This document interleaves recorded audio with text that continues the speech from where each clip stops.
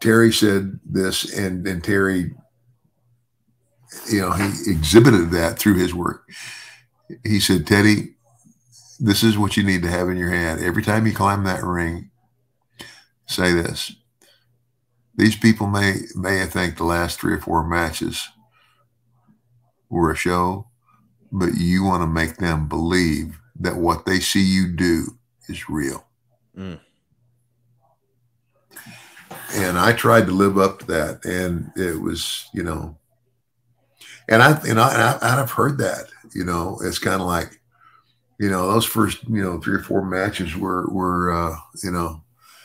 they weren't real, but it was kind of like, I'm over.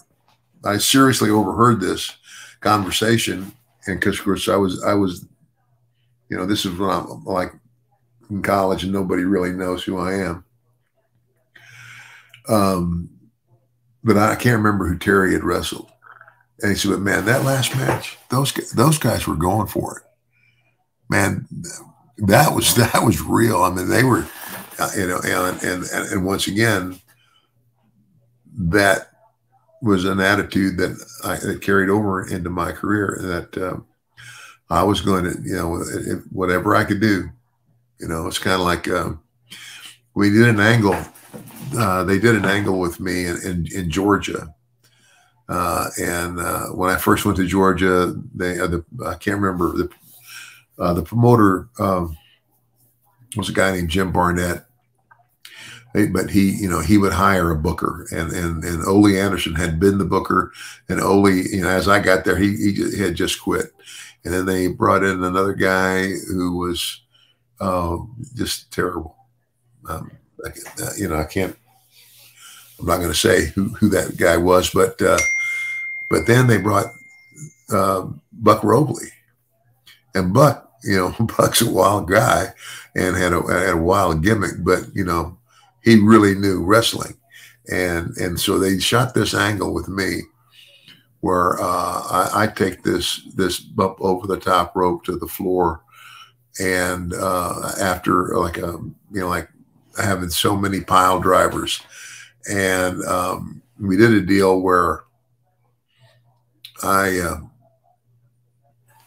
took blood, out of I took my own blood and put it in like a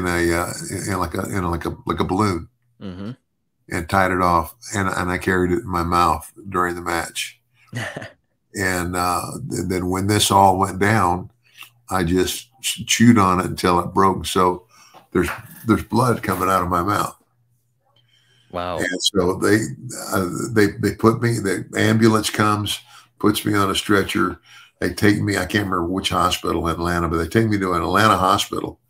And I stayed in that hospital for 4 days, Marcus, and there wasn't a thing wrong with me. 4 days. It's kind of like, they kept x-raying me and whatever, and like they just kept saying, we can't understand where that blood coming out of your mouth was from. But again, make it real. And I tried to make it real all the time. You followed Terry's advice, that's for sure. Yeah. Wow. Ted, how do you get blood into a balloon exactly? Well, I mean, I guess you have to kind of draw it out of your arm somewhere, and then you would have to have somebody help you hold the balloon mouth. So you don't puncture the balloon. But yeah, interesting. Yeah. Wow, well, the tricks of the trade, man.